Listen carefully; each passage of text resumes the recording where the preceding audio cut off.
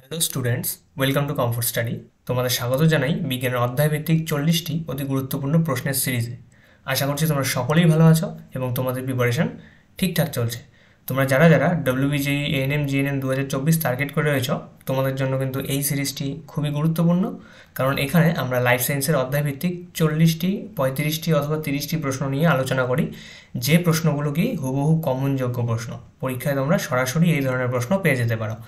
আর শুধু প্রশ্ন নয়, সাথে থাকছে সম্পূর্ণ ব্যাখ্যা। সেই ব্যাখ্যাগুলোর থেকেও কী ধরনের কোশ্চেন হতে পারে আমি প্রতিটি ভিডিওতেই তোমাদের বলে দিচ্ছি, এই ভিডিওতেও থাকবে।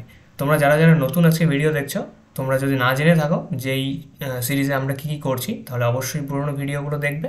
তাহলে সেখান থেকেই কিন্তু তোমাদের একটা আন্দাজ হয়ে যাবে যে আমরা এখানে কীভাবে পড়ছি আর আমাদের পড়ার নিয়মগুলো কী কী। বোঝা গেল?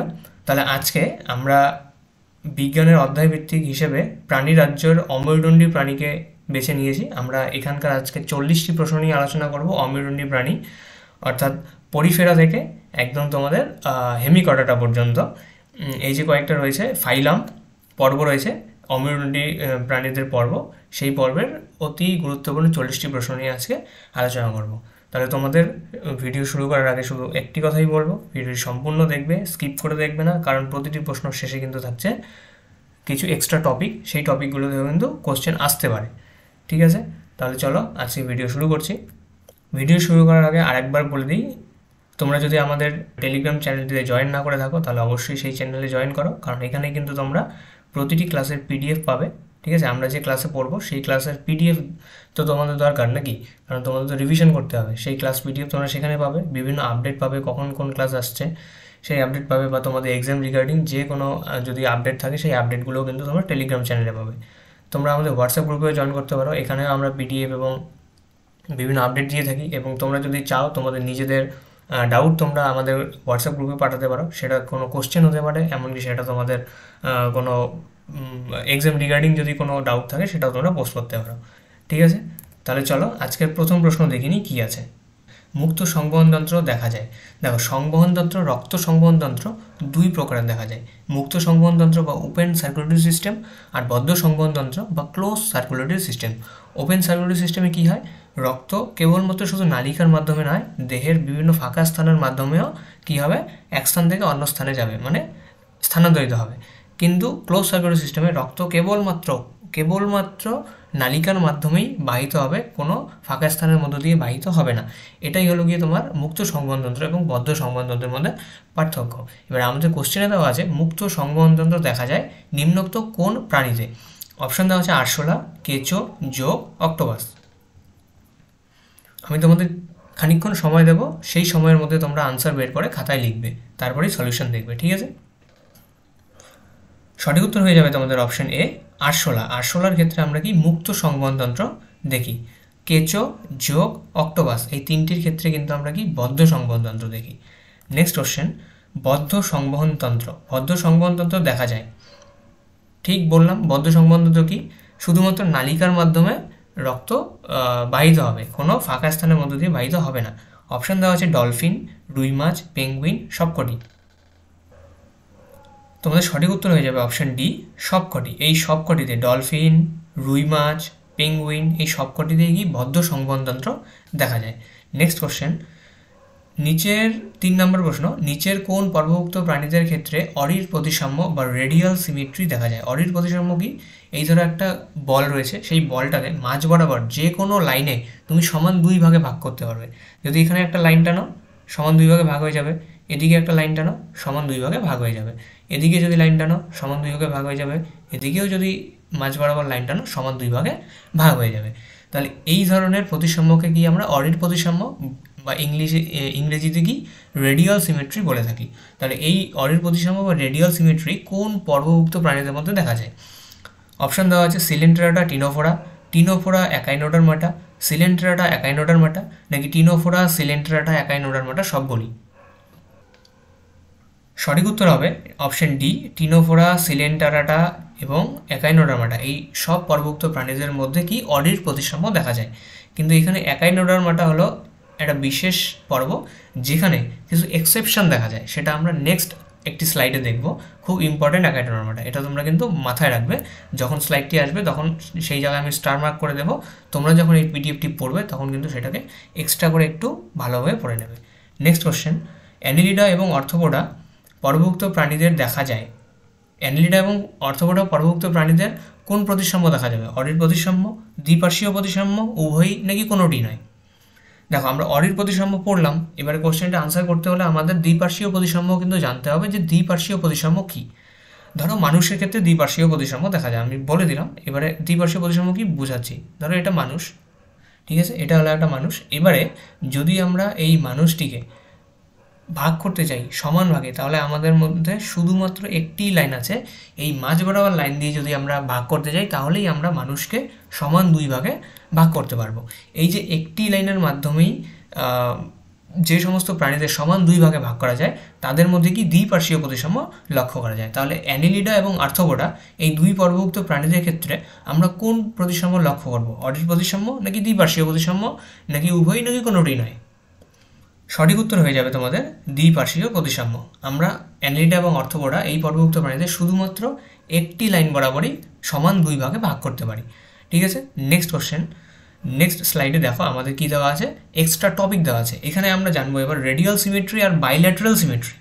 দ্বিপার্শ্বীয় প্রতিসাম্যকে ইংলিশে বাইল্যাটারাল সিমেট্রি বলা হয়, রেডিয়াল সিমেট্রিকে বাংলায় অরির প্রতিসাম্য বলা হয়। এবার রেডিয়াল সিমেট্রি আর বাইল্যাটারাল সিমেট্রি কোন কোন পর্বভুক্ত প্রাণীদের ক্ষেত্রে দেখা যায় সেটা আমরা দেখব। দেখো, সিলেন্টেরাটা পড়লাম আমরা, সিলেন্টেরাটাকে কিন্তু নিডারিয়া বলা হয়, মাথায় রাখবে, কোশ্চেন ঘুরিয়ে আসতে পারে, সিলেন্টেরাটার জায়গায় নিডারিয়া দিয়ে দিল, এতে যাতে তোমরা কনফিউশন না হয়, সিলেন্টেরাটাকেই আমরা নিডারিয়া বলে থাকি। তারপর কি টিনোফোরা, একাইনোডার্মাটা বলেছিলাম, একাইনোডার্মাটা ইম্পর্ট্যান্ট। একাইনোডার্মাটা কেন ইম্পর্ট্যান্ট দেখো, স্টার মার্ক দিয়ে দিলাম। একাইনোডার্মাটা অ্যাডাল্ট অর্থাৎ পূর্ণাঙ্গ যে একাইনোডার্মাটা রয়েছে, কণ্টকত্বকী যে প্রাণী রয়েছে, তাদের যে পূর্ণাঙ্গ প্রাণীগুলো তাদের ক্ষেত্রে রেডিয়াল সিমেট্রি দেখা যায়। ঠিক আছে, আর বাইল্যাটারাল সিমেট্রি দেখা যাবে তাদের মধ্যে প্ল্যাটিহেলমিনথিসের মধ্যে, অ্যাশেলমিনথিসের মধ্যে, অ্যানিলিডা বা অঙ্গুরিমল প্রাণীদের ক্ষেত্রে, আর্থ্রোপোডা বা কী বলবো সেই সন্ধিপদী প্রাণীদের ক্ষেত্রে, মোলাস্কার মধ্যে, একাইনোডার্মাটা লার্ভা স্টেজের মধ্যে, লার্ভা। ঠিক আছে, এই যে একাইনোডার্মাটা সবার প্রথমে যখন জন্ম নেয় তখন এগুলো লার্ভা রূপে থাকে, তারপর এরা পূর্ণাঙ্গ রূপ ধারণ করে। যতদিন লার্ভা রূপে থাকে ততদিন এদের মধ্যে বাইল্যাটারাল সিমেট্রি অর্থাৎ দ্বিপার্শ্বীয় প্রতিসাম্য লক্ষ্য করা যায়। আর যতদিন এদের যখন এরা পূর্ণাঙ্গ রূপ ধারণ করে তখন কি এদের মধ্যে রেডিয়াল সিমেট্রি দেখা যায়। ঠিক আছে, আর একটা অপশন রয়েছে, আর একটা ফাইলাম রয়েছে বাইল্যাটারাল সিমেট্রির আন্ডারে, সেটা হলো হেমিকর্ডেটা আর হলো কর্ডেটা। আর কর্ডেটার মধ্যে আমরা পড়ি মানুষ, তাহলে মানুষের মধ্যে কি দেখা যায়? বাইল্যাটারাল সিমেট্রি অর্থাৎ দ্বিপার্শ্বীয় প্রতিসাম্য, আমি যেটা তোমাদের ছবি এঁকে বুঝিয়ে দিলাম। নেক্সট কোশ্চেন, কোন পর্বভুক্ত প্রাণীদের মিজোডার্ম আবৃত সিলম রয়েছে? মেজোডার্ম আবৃত সিলম রয়েছে। সিলম কি? সিলম ইংলিশ শব্দ, আর সিলমকে আমরা বাংলায় গহ্বর বলে থাকি। বলেছে কোন পর্বভুক্ত প্রাণীদের মেজোডার্ম আবৃত সিলম দেখা যায়? অপশান দেওয়া আছে সন্ধিপদী বা আর্থ্রোপোডা, অঙ্গুরিমল বা অ্যানিলিডা, উভয়ই, নাকি ডি পরিফেরা। সঠিক উত্তর হয়ে যাবে তোমাদের সি। যদি তোমরা সি দিয়ে থাকো তাহলে তোমরা কারেক্ট আনসার দিয়েছ। সন্ধিপদী বা আর্থ্রোপোডা, অঙ্গুরিমল বা অ্যানিলিডা উভয়ের ক্ষেত্রেই আমরা কি মেজোডার্ম আবৃত সিলম দেখতে পারি। ঠিক আছে, এই দেখো, এটা হলো সিলোমেট, এটা হলো তোমাদের সিলম মানে গহ্বর, ফাঁকা জায়গা, আর এটার কি চারপাশে থাকবে মেজোডার্ম। ঠিক আছে, মেজোডার্ম আবৃত সিলম দেখা যায়। তারপর 6 নম্বর প্রশ্ন, খুব ইম্পর্টেন্ট প্রশ্ন, এটা বড় স্টার মার্ক দিয়ে রাখো। ছদ্মশিলম দেখা যায় কোন পর্বভুক্ত প্রাণীদের? ছদ্মশিলম দেখা যাবে অর্থাৎ সিউডোসিলম, অ্যাশেলমিনথেস, প্ল্যাটিহেলমিনথেস, আর্থ্রোপোডায়, নাকি অ্যানিলিডায়? সঠিক উত্তর হয়ে যাবে তোমাদের অ্যাশেলমিনথেস বা অ্যাস্কেলমিনথেসে। অ্যাস্কেলমিনথেসে আমরা ছদ্মশিলম দেখতে পারি। নেক্সট, সিলমবিহীন প্রাণীরা কোন পর্বের অন্তর্ভুক্ত? সিলমবিহীন প্রাণীরা কোন পর্বের অন্তর্ভুক্ত?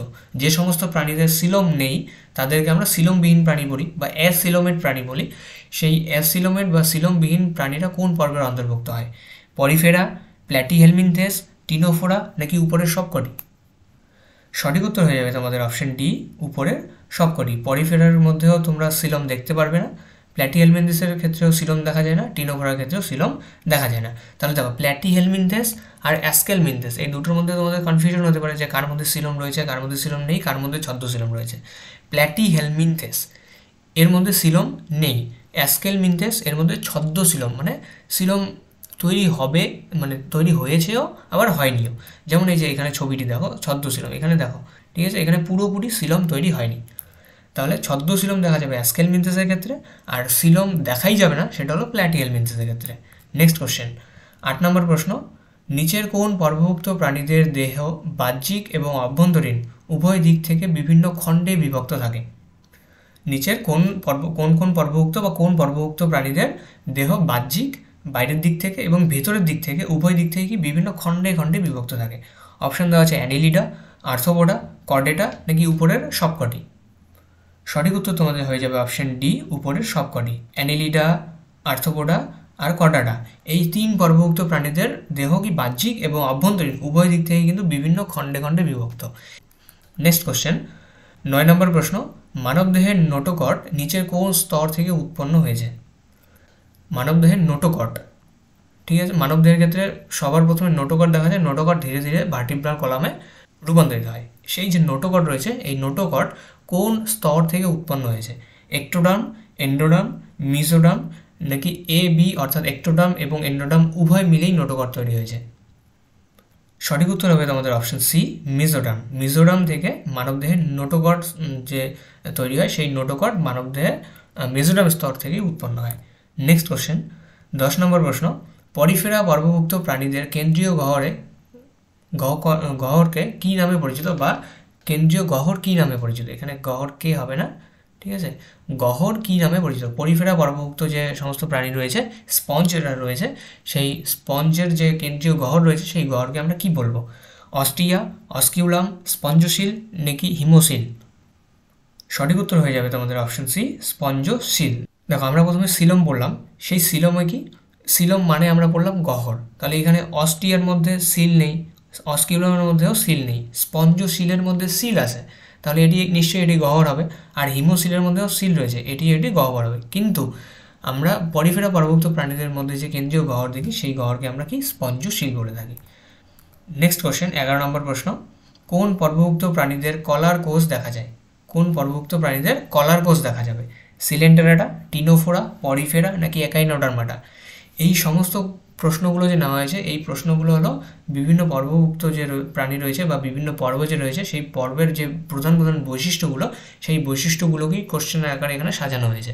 তোমাদের কিন্তু এই সমস্ত প্রশ্ন মনে রাখতে হবে, কোন পর্বের কোন বৈশিষ্ট্য রয়েছে। তাহলে কোন পর্বভুক্ত প্রাণীদের কলার কোষ দেখা যায়? অপশন এ সিলেন্টেরাটা, টিনোফোরা, পরিফেরা নাকি একাইনোডার্মাটা?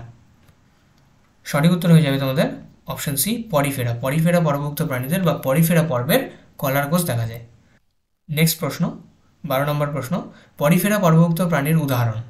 পরিফেরা পর্বভুক্ত প্রাণীদের উদাহরণ কি, মানে পরিফেরা পর্বভুক্ত যে সমস্ত প্রাণী রয়েছে, সেই প্রাণীগুলো কি কি হতে পারে? অপশন এ সাইকন বা স্কাইফা, স্পঞ্জিলা যাকে আমরা মিষ্টি জলের স্পঞ্জ বলে থাকি, ইউস্পঞ্জিয়া যাকে আমরা বাথ স্পঞ্জ বলে থাকি, নাকি উপরের সবকটি? দেখো, আমি প্রথমে যখন পরিফেরা একটা কোশ্চেন এসেছিল, আমি তখনই বলেছিলাম পরিফেরা পর্বভুক্ত যে সমস্ত প্রাণী রয়েছে তারা কী হয়, স্পঞ্জ হয়। তাহলে এখান থেকে কিন্তু স্পষ্ট বোঝা যাচ্ছে যে স্পঞ্জ মানে স্পঞ্জিলা আর ইউস্পঞ্জিয়া দুটোই পরিফেরা পর্বের অন্তর্ভুক্ত। কিন্তু স্কাইফা, এবারে দুটো যদি তোমার ঠিক হয়ে যায়, তাহলে অবশ্যই অপশন ডি, উপরের সবকটি আসবে, কারণ তাছাড়া এখানে আর কোনো অপশন নেই। তাহলে তোমরা এটাও মনে রাখবে যে সাইকন বা স্কাইফা হলো পরিফেরা পর্বভুক্ত প্রাণীর উদাহরণ। আর এখান থেকে কী ধরনের কোশ্চেন হতে পারে আরও, মিষ্টি জলের স্পঞ্জের নাম কি, বা কাকে মিষ্টি জলের স্পঞ্জ বলা হয়? অথবা বাথ স্পঞ্জ নিচের কোনটি বাথ স্পঞ্জ? ইউস্পঞ্জিয়া, আর মিষ্টি জলের স্পঞ্জ হলো স্পঞ্জিলা। দেখো, এখানে ছবি দেওয়া আছে, ঠিক আছে, এটা হলো বাথ স্পঞ্জ, ইউস্পঞ্জিয়া, এটা হলো স্পঞ্জিলা, আর এটা হলো সাইকন বা স্কাইফা। নেক্সট প্রশ্ন, 13 নম্বর প্রশ্ন, নিচের কোন পর্বভুক্ত প্রাণীদের কেন্দ্রীয় গ্যাস্ট্রোভ্যাস্কুলার গহ্বর দেখা যায়? এই কেন্দ্রীয় গহ্বর, কেন্দ্রীয় গ্যাস্ট্রোভ্যাস্কুলার গহ্বর খুব ইম্পর্টেন্ট, তোমাদের মাথায় রাখতে হবে। অপশান দেওয়া আছে পরিফেরা, টিনোফোরা, সিলেন্টেরাটা, বি সি উভয়ই। তোমাদের সঠিক উত্তর হয়ে যাবে সিলেন্টেরাটা বা নিডারিয়া। সিলেন্টেরাটা অথবা নিডারিয়া ক্ষেত্রে বা এই পর্বভুক্ত প্রাণীদের কেন্দ্রীয় গ্যাস্ট্রোভ্যাস্কুলার গহ্বর দেখা যায়। নেক্সট প্রশ্ন, 14 নম্বর প্রশ্ন, জেলিফিশ কোন পর্বভুক্ত প্রাণী? ছবি তোমরা দেখতে পাচ্ছ, জেলিফিশ তোমরা সকলেই চেনো আশা করছি। জেলিফিশ কোন পর্বভুক্ত প্রাণী? Option A Ctenophora, option B Mollusca, option C Echinodermata, option D Cnidaria. সঠিক উত্তর হয়ে যাবে তোমাদের অপশন ডি, নিডারিয়া। নিডারিয়া অথবা সিলেন্ট্রাটা পর্বভুক্ত প্রাণী হলো জেলিফিশ। পরের প্রশ্ন 15 নম্বর প্রশ্ন, নিচের কোন পর্বভুক্ত প্রাণীর মেডিউসা পলিপ নামক দুটি মূল দেহ পরিলক্ষিত হয়? মানে মেডিউসা থেকে পলিপ তৈরি হয়, আবার পলিপ থেকে মেডিউসাও তৈরি হতে পারে, মানে দুটি মূল দেহ পরিলক্ষিত হয় কোন পর্বভুক্ত প্রাণীদের? নিডারিয়া, টিনোফোরা, সিলেন্ট্রাটা নাকি এ এবং সি উভয়ই, অর্থাৎ নিডারিয়া সিলেন্ট্রাটা উভয়ই? তোমরা যারা যারা আমার আগের কথাটি ধ্যান দিয়ে শুনেছ তোমরা অবশ্যই এটার আনসার করতে পারবে। সঠিক উত্তর হয়ে যাবে তোমাদের অপশন ডি, এ এবং সি উভয়ই। এ বলতে নিডারিয়া এবং সি বলতে সিলেন্ট্রাটা। তাহলে নিডারিয়া এবং সিলেন্ট্রাটা একই পর্ব, তাহলে অপশন কী হবে? ডি, এ এবং সি উভয়ই। তাহলে নিডারিয়া বা সিলেন্ট্রাটা উভয়ের ক্ষেত্রে মেডিউসা এবং পলিপ নামক দুটি মূলদেহ পরিলক্ষিত হয়। দেখো এখানে সিলেন্ট্রাটার এখানে এক্সাম্পল দেওয়া আছে ফাইসিলিয়া, অ্যাডামসিয়া, পিন্নাটুলা, গর্গনিয়া, মিনট্রিনা। তোমাদের এএনএম জিএনএমের জন্য এই এক্সাম্পলগুলো অতটাও ইম্পর্ট্যান্ট নয়, কিন্তু তবুও যেহেতু তোমরা এবারের এক্সামের পরে অনেকেই বলেছ যে কোশ্চেন 11-12 লেভেলে রয়েছে, তো সেই হিসেবে কিন্তু তোমাদের এই নামগুলো এবার মনে রাখতে হবে। যদি তোমরা ভেবে থাকো যে তোমাদের কোশ্চেন 11-12 লেভেলের হয়, তাহলে তোমাদের 11-12 লেভেল হিসেবেই পড়তে হবে। আর 11-12 যেহেতু এই এক্সাম্পলগুলো দেওয়া রয়েছে, তাই তোমাদের এক্সাম্পলগুলো কিন্তু মনে রাখতে হবে, তাই আমি এক্সাম্পলগুলো লিখিয়ে এনেছি। তাহলে সিলেন্ট্রাটা অথবা নিডারিয়ার দেখো এক্সাম্পলগুলো কোনটাকে কি উচ্চারণ করছি একবার ভালো মতো শুনে নাও। এটা হলো ফাইসেলিয়া, অ্যাডামসিয়া, পিন্নাটুলা, গর্গনিয়া, মিনট্রিনা।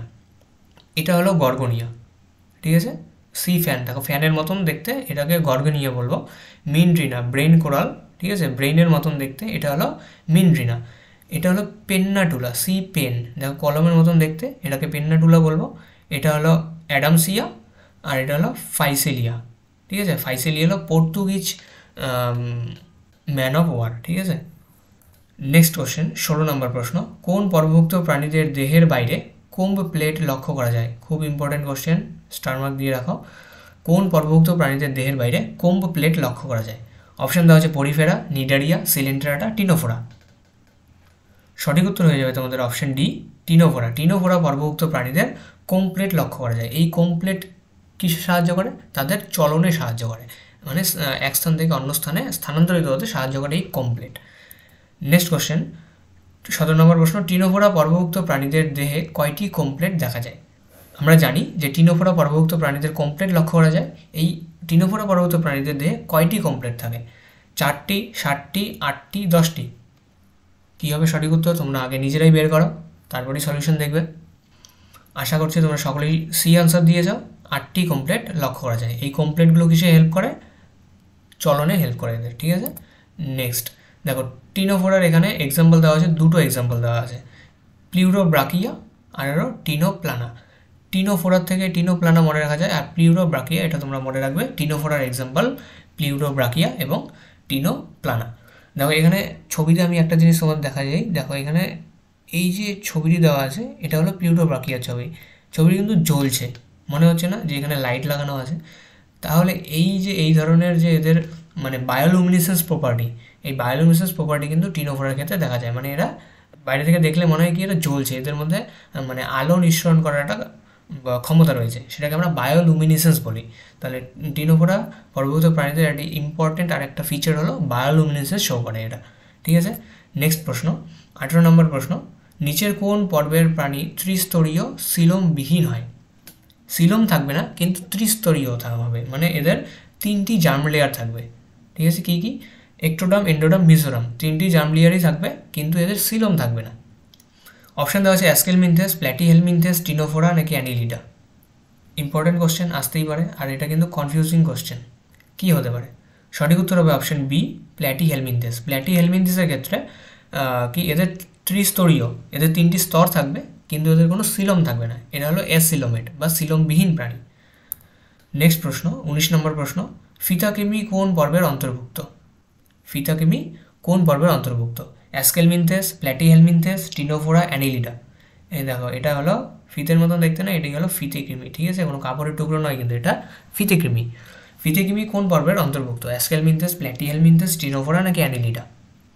সঠিক উত্তর হবে অপশন বি, প্ল্যাটিহেলমিনথেস। প্ল্যাটিহেলমিনথেসের অন্তর্গত একটি প্রাণীর উদাহরণ হলো তোমাদের ফিতেকৃমি।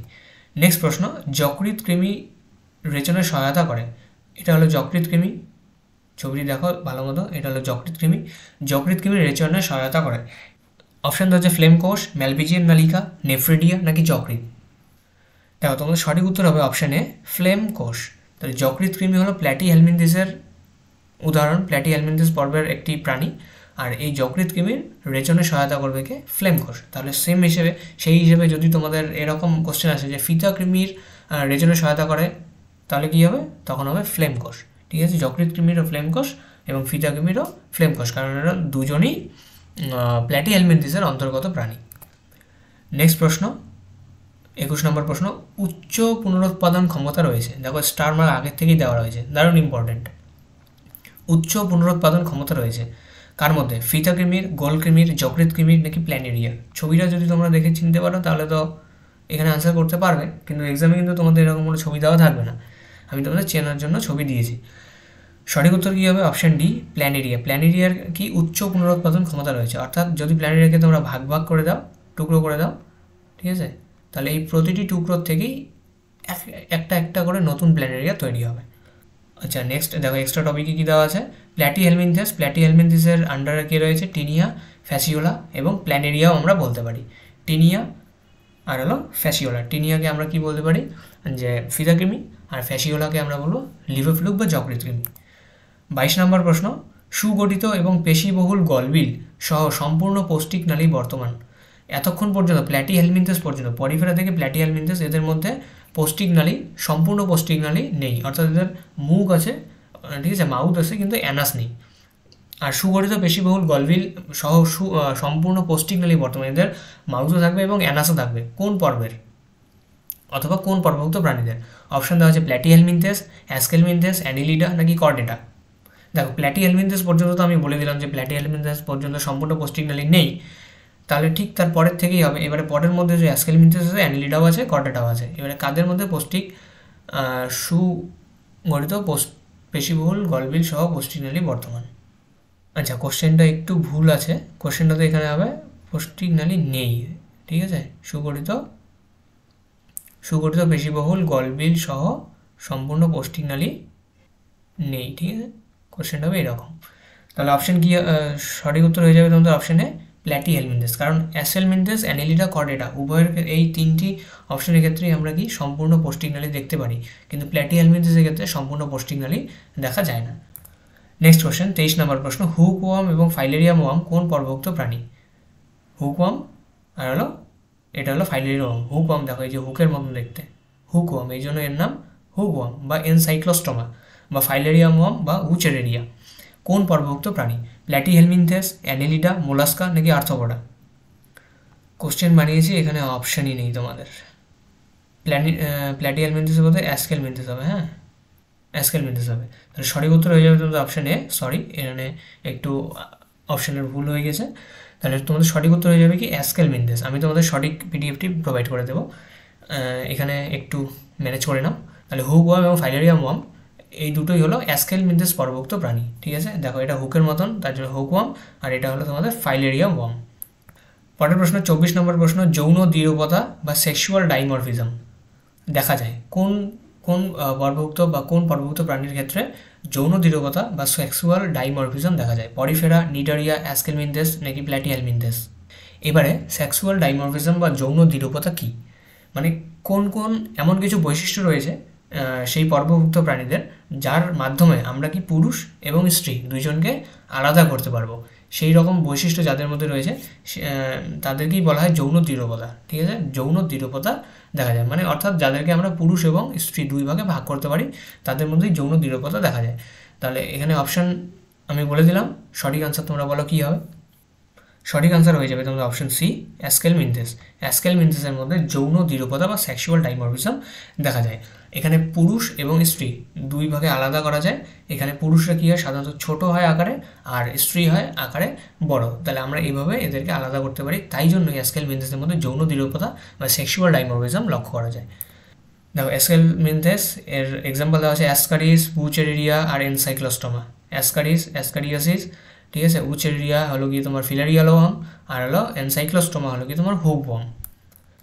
নেক্সট প্রশ্ন 25 নম্বর প্রশ্ন, কেঁচো, ছবি দেখতে পাচ্ছ কেঁচোর, কেঁচো কি প্রাণী? মেরুদণ্ডী প্রাণী, অঙ্গুরিমাল প্রাণী, সন্ধিপদী প্রাণী নাকি কোনোটি নয়? বাচ্চাবেলার প্রশ্ন এটা, অনেক ছোটোবেলায় পড়েছি আমরা, অজানাকে জানো, এই সমস্ত বিজ্ঞানে, ঠিক আছে। কেঁচো কি? আনসার করো কী হবে। সঠিক উত্তর হয়ে যাবে তোমাদের অপশন বি, অঙ্গুরিমাল প্রাণী। আমরা পড়েছিলাম ছোটোবেলায় যে আংটির মতন এদের দেহ খণ্ড খণ্ড থাকে, ঠিক আছে। এখানে ছবিতে দেখেও বোঝা যাচ্ছে, দেখো আংটির মতন ভাগ ভাগ করা, এই যে আংটির মতন। তাহলে এদের কেঁচো হলো কি? অঙ্গুরিমাল প্রাণী। কেঁচো মেরুদণ্ড নেই, তাই এটি অমেরুদণ্ডী প্রাণী, এটি সন্ধিপদী প্রাণী নয়। পরের প্রশ্ন, 26 নম্বর প্রশ্ন, অ্যানেলিডা পর্বভুক্ত প্রাণীদের দেখা যায়। অ্যানেলিডা পর্বভুক্ত প্রাণীদের মধ্যে কি দেখা যাবে? কমপ্লেট, কলার সেল, প্যারাপোডিয়া নাকি সন্ধিযুক্ত উপাঙ্গ? অ্যানেলিডা বা অঙ্গুরিমাল প্রাণী এদের কি দেখা যাবে? কমপ্লেট, কলার কোষ, প্যারাপোডিয়া নাকি সন্ধিপদ বা সন্ধিযুক্ত উপাঙ্গ? অর্থাৎ এদের পা কি যুক্ত অবস্থায় থাকবে? কোনটা হবে সঠিক উত্তর? তোমরা আগে নিজেরা আনসার বের করো, তারপর সলিউশন দেখবে। সঠিক উত্তর হয়ে যাবে তোমাদের অপশন সি, প্যারাপোডিয়া। প্যারাপোডিয়া দেখা যায় অ্যানেলিডা পর্বভুক্ত প্রাণীদের মধ্যে, ঠিক আছে। যেটা এদের কি সাইডের দিকে থাকে, ল্যাটারাল সাইডে থাকে, ঠিক আছে, সাইডের দিকে থাকবে। ধরো এটা যদি অ্যানেলিডা হয় একটা, তাহলে এর এই সাইডে প্যারাপোডিয়া থাকবে, ঠিক আছে। এটা কিসে সাহায্য করে? এদের সাঁতার কাটতে সাহায্য করে প্যারাপোডিয়া, ঠিক আছে। এটাকে আমরা প্যারাপোডিয়া বলবো। নেরিসের ক্ষেত্রে প্যারাপোডিয়া দেখা যায়, ছবি দেখাবো আমি তোমাদের কিছুক্ষণ পরে, ঠিক আছে। আর সন্ধিযুক্ত উপাঙ্গ কি? সন্ধিযুক্ত উপাঙ্গ, সন্ধি যেহেতু আছে তাই সন্ধিপদী প্রাণীদের ক্ষেত্রে সন্ধিযুক্ত উপাঙ্গ দেখা যাবে, অ্যানেলিডার ক্ষেত্রে তো দেখা যাবে না। বোঝা গেল? নেক্সট প্রশ্ন, 27 নম্বর প্রশ্ন, কেঁচোর রেচনাঙ্গের নাম কি? দারুণ ইম্পর্টেন্ট কোশ্চেন, একটা বড় স্টার দিয়ে দাও। কেঁচোর রেচনাঙ্গের নাম কি? অপশন এ ম্যালপিজিয়ান নালিকা, option B nephridia, option C renette কোষ নাকি অপশন ডি বুকলাম? সরাসরি এই কোশ্চেনটি আসার চান্স অনেক বেশি। অপশন কি হবে তোমাদের right answer? Option B, nephridia. কেঁচোর রেচনাঙ্গের নাম হলো নেফ্রিডিয়া। কোন প্রাণীর রেচনাঙ্গের নাম কি?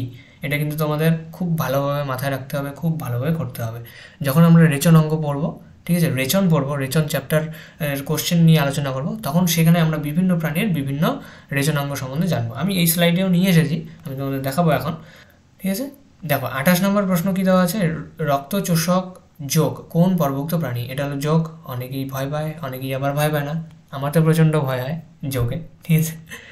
দেখো রক্তচোষক যোগ কোন পর্বভুক্ত প্রাণী?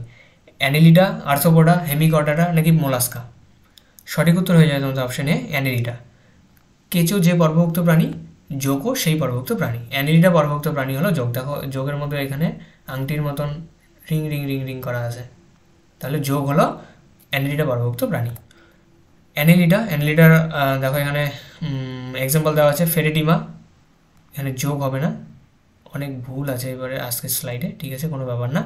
নেক্সট স্লাইড থেকে কোনো ভুল হবে না, আমি বলে দিচ্ছি একদম প্রমিস। দেখো ফেরেটিমা এটা যোগ না কেঁচো হবে। হিরুডিনারিয়া এটা হলো রক্তচোষক যোগ।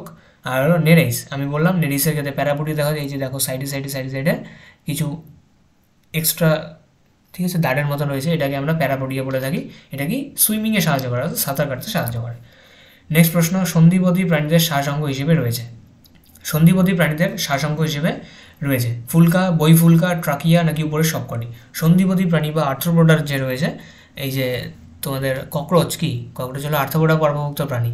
এই ককরোচের মধ্যে বা আর্থ্রোপোডা পর্বভুক্ত প্রাণীদের ক্ষেত্রে বিভিন্ন আর্থ্রোপোডা পর্বভুক্ত রয়েছে, সেই পর্বভুক্ত প্রাণীদের মধ্যে কি কি শ্বাসাঙ্গ দেখা যেতে পারে?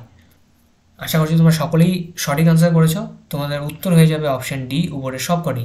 সন্ধিপদী প্রাণী বা আর্থ্রোপোডার মধ্যে ফুলকাও দেখা যাবে, বইফুলকাও দেখা যাবে, ট্রাকিয়াও দেখা যাবে। এদের মধ্যে কিন্তু বিভিন্ন ধরনের শ্বাসাঙ্গ দেখা যায়।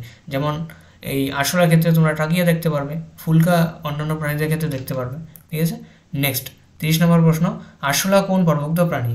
এখন তো তোমরা এটার আনসার করতেই পারবে, তাহলে আর এখানে সময় নষ্ট করছি না। আরশোলা হলো গিয়ে তোমার আর্থ্রোপোডা বা অর্থোপোডা পর্বভুক্ত প্রাণী। নেক্সট প্রশ্ন, আরশোলার রেচনাঙ্গের নাম কি? দেখো আমরা প্রথমে কেঁচোর রেচনাঙ্গের নাম পড়লাম, এবারে আমরা জানবো যে আরশোলার রেচনাঙ্গের নাম কি। অপশান দেওয়া আছে নেফ্রিডিয়া, যকৃৎ, ম্যালপিজিয়ান নালিকা নাকি রেনিত কোষ? সঠিক উত্তর হয়ে যাবে তোমাদের অপশান সি, ম্যালপিজিয়ান নালিকা বা ম্যালপিজিয়ান টিউবিউল। ম্যালপিজিয়ান নালিকা বা ম্যালপিজিয়ান টিউবিউল হলো আরশোলার রেচনাঙ্গের নাম। নেক্সট প্রশ্ন, প্রাণী জগতের সর্ববৃহৎ প্রাণী হলো? আমাদের যে প্রাণী জগৎ রয়েছে অ্যানিম্যাল কিংডম, অ্যানিম্যাল কিংডমের মধ্যে কর্ডেটা রয়েছে, নন কর্ডেটা রয়েছে, অর্থাৎ অমেরুদণ্ডী রয়েছে, মেরুদণ্ডী রয়েছে। এই সব কিছু মিলিয়ে সর্ববৃহৎ পর্ব কোনটি, মানে সবথেকে বড় পর্ব কোনটি? অ্যানেলিডা, আর্থ্রোপোডা, মোলাস্কা নাকি কর্ডেটা? সঠিক উত্তর হয়ে যাবে তোমাদের অপশন বি, আর্থ্রোপোডা, ঠিক আছে। কীট পতঙ্গের যে পর্ব, সেই পর্বটি হলো সবথেকে বৃহৎ পর্ব, কারণ দেখো পিঁপড়ে, আমাদের পৃথিবীতে আর মানুষ কয়জন আছে, কিন্তু পিঁপড়ে দেখো কতগুলো আছে। আর পিঁপড়ে হলো কি আর্থ্রোপোডা পর্বভুক্ত প্রাণী। বিভিন্ন ধরনের কীট পতঙ্গ, ছোট ছোট কত কীট পতঙ্গ রয়েছে, সব কীট পতঙ্গ কিন্তু এই আর্থ্রোপোডা পর্বভুক্ত প্রাণী। তাহলে পৃথিবীর সর্ববৃহৎ, ঠিক আছে, প্রাণী জগতের সর্ববৃহৎ পর্ব হলো আর্থ্রোপোডা অথবা কীট পতঙ্গের পর্ব। এবারে দেখো আর্থ্রোপোডার এক্সাম্পল দেওয়া আছে এখানে, অ্যানোফিলিস, কিউলেক্স, এডিস, তিনটি মশা, অ্যানোফিলিস মশা, কিউলেক্স মশা, এডিস মশা, ঠিক আছে, এটা পতঙ্গের মধ্যে পড়বে। তারপর হলো বম্বিক্স বা রেশম মথ, এটা হলো রেশম মথ, বম্বিক্স, দেখতে কিন্তু দারুণ। তারপর হলো ল্যাক্সিফার বা লাক্ষা পতঙ্গ, এটা হলো ল্যাক্সিফার, ঠিক আছে। তারপর হলো লোকাস্টা, এটা হলো লোকাস্টা। তারপর হলো লিমুলাস বা রাজ কাঁকড়া, ঠিক আছে, লিমুলাস বা রাজ কাঁকড়া, এটা কিন্তু একটা জীবন্ত ফসিল। এটা তোমরা স্টার মার্ক দিয়ে খাতায় এখন লিখে রাখো যে লিমুলাস, ব্র্যাকেটে লিখে রাখো যে জীবন্ত ফসিল বা জীবন্ত জীবাশ্ম। এটা কিন্তু কোশ্চেন এ ধরনের ফ্রেম হতে পারে, ঠিক আছে। নেক্সট প্রশ্ন, 33 নম্বর প্রশ্ন, কি বলেছে, প্রাণী জগতের দ্বিতীয় সর্ববৃহৎ পর্ব কোনটি? প্রথম সর্ববৃহৎ পর্ব তো আমরা পড়লাম আর্থ্রোপোডা, তাহলে দ্বিতীয় সর্ববৃহৎ পর্ব কী হবে? অপশন দেওয়া আছে অ্যানেলিডা, মোলাস্কা, হেমিকর্ডেটা নাকি কর্ডেটা। তোমাদের সঠিক উত্তর হয়ে যাবে অপশন বি, মোলাস্কা। মোলাস্কা হলো প্রাণী জগতের দ্বিতীয় বৃহত্তম পর্ব। তাহলে প্রথম হলো আর্থ্রোপোডা কীটপতঙ্গের, আর দ্বিতীয় হলো মোলাস্কা, যেখানে আমরা শামুককে দেখতে পাই। পরের প্রশ্ন, 34 নম্বর প্রশ্ন, ম্যান্টেল পর্দা দেখা যায়, খুব ইম্পর্টেন্ট, স্টার মার্ক। এখানে যদিও প্রতিটি প্রশ্নই কিন্তু ইম্পর্টেন্ট, তোমরা যদি এই 34 নম্বর প্রশ্ন পর্যন্ত এখনও পর্যন্ত স্কিপ না করে দেখে আসছো, তাহলে কিন্তু বুঝতে পারছো যে এই কোশ্চেনগুলো কিন্তু খুবই ইম্পর্ট্যান্ট, আর কোনো না কোনো এক্সামে কিন্তু এই ধরনের প্রশ্ন এসেই থাকে। তোমরা যদি বিভিন্ন এক্সাম দিয়ে থাকো তাহলে কিন্তু বুঝতে পারছো যে এখানে সব ইম্পর্ট্যান্ট প্রশ্ন নিয়েই আলোচনা করা হচ্ছে, ঠিক আছে। তাহলে তোমরা কিন্তু ভিডিওটিকে অবশ্যই লাইক করবে, ঠিক আছে, আর ভিডিওটি কিন্তু শেয়ারও করে দেবে বন্ধুবান্ধবদের মধ্যে যারা 2024-এ NM/GNM টার্গেট করে রয়েছে, ঠিক আছে। এবারে দেখো মেন্টাল পর্দা দেখা যায় কাদের মধ্যে? অপশন আছে হাঁস, শামুক, কেঁচো নাকি ব্যালানোগ্লসাস। সঠিক উত্তর হয়ে যাবে তোমাদের অপশন বি, শামুকের মধ্যে মেন্টাল পর্দা লক্ষ্য করা যায়। এটা কিন্তু মোলাস্কা পর্বভুক্ত প্রাণীদের একটি অন্যতম বৈশিষ্ট্য মেন্টাল পর্দা। পরের প্রশ্ন, 35 নম্বর প্রশ্ন, মোলাস্কার মুখ গহ্বরে খাদ্য সংগ্রহের জন্য পাতের মতো একটি অঙ্গ থাকে, অঙ্গটির নাম কি? তাদের মুখের মধ্যে খাদ্য সংগ্রহ করার জন্য একটি পাতের মতো অঙ্গ থাকবে, সেই অঙ্গটিকে আমরা কি বলবো? মেন্টাল গহ্বর, মাংসল পথ, র্যাডুলা নাকি গিজার্ড। দেখো তোমরা এখানে যদি অপশন এলিমিনেট করো এভাবে করতে পারবে। এখানে যেহেতু বলেছে পাতের মতো একটি অঙ্গ, তাহলে নিশ্চয়ই কোনো গহ্বর বা ফাঁকা জায়গা হবে না। মাংসল পথ, পদ মানে কি?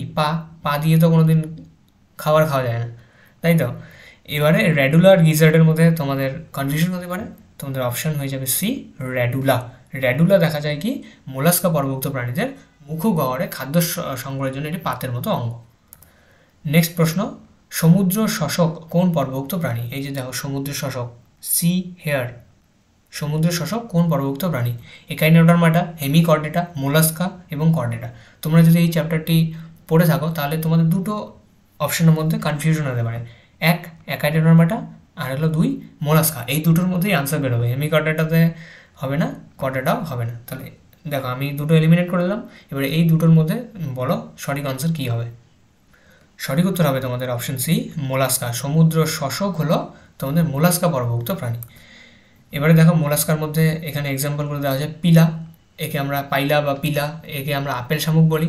পিংটাড়া, যেটা মুক্ত ঝিনুক, এই দেখো পিংটাড়া মুক্ত ঝিনুক, ঠিক আছে। সেপিয়া বা কাটল ফিশ, ললিগো বা স্কুইড, এটা হলো স্কুইড, ঠিক আছে, আর এটা হলো কি তোমাদের কাটল ফিশ বা সেপিয়া, ঠিক আছে। অক্টোপাস, ডেভিল ফিশ, দেখো এটা কিন্তু কোশ্চেন এসেছে যে ডেভিল ফিশ বলতে বোঝায় বা ডেভিল ফিশ কাকে বলা হয়? অক্টোপাসকে ডেভিল ফিশ বলা হয়। তারপর অ্যাপ্লেশিয়া বা সমুদ্র শশক, ঠিক আছে। C hair, Dentalium, task shell, বোঝা গেল। আর হলো চিটোপ্লিউরা হলো কাইটন, ঠিক আছে, এটা অনেকটা হাতির দাঁতের মতন দেখতে, চিটোপ্লিউরা বা কাইটন। তাহলে এগুলো হলো মোলাস্কার এক্সাম্পল বা উদাহরণ। পরের প্রশ্ন, কণ্টকত্বক প্রাণী বলা হয়, কণ্টকত্বক প্রাণী বলা হয় কোন পর্বভুক্ত প্রাণীদের কণ্টকত্বক প্রাণী বলা হয়? একাইনোডার্মাটা, হেমিকর্ডেটা, অ্যানেলিডা, কর্ডেটা অন্তর্ভুক্ত প্রাণী। যদি তোমরা খুব ধ্যান দিয়ে পুরো ভিডিওটা শুনছো দেখছো তাহলে তোমরা এটার আনসার করতে পারবে, কারণ আমি আগেই বলে দিয়েছিলাম। তোমাদের সঠিক উত্তর হয়ে যাবে তোমাদের অপশন এ, একাইনোডার্মাটা বা কণ্টকত্বকী প্রাণী। পরের প্রশ্ন, সমুদ্র শশা কোন পর্বভুক্ত প্রাণী?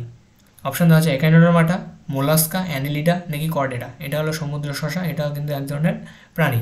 তাহলে দেখো সমুদ্রের শসা আর সমুদ্রের শসক, এই জন্যই আমি বলেছিলাম তোমরা যারা চ্যাপ্টারটি পড়েছো তোমাদের কনফিউশন হতে পারে দুটো অপশানই, একটা ছিল একাইনোডার্মাটা আর মোলাস্কা। এখানেও সেম একাইনোডার্মাটা দেওয়া আছে, মোলাস্কা দেওয়া আছে, কিন্তু এখানে এবার তোমাদের উত্তর হয়ে যাবে অপশান এ একাইনোডার্মাটা। একাইনোডার্মাটা হলো সমুদ্রের শসা হলো একাইনোডার্মাটা পর্বভুক্ত প্রাণী, আর সমুদ্রের শসক হলো মোলাস্কা পর্বভুক্ত প্রাণী। পরের প্রশ্ন, জল সংবহন তন্ত্র কোন পর্বভুক্ত প্রাণীদের স্বতন্ত্র বৈশিষ্ট্য? মানে জল সংবহন তন্ত্র কোন পর্বভুক্ত প্রাণীদের মধ্যেই শুধু দেখা যাবে?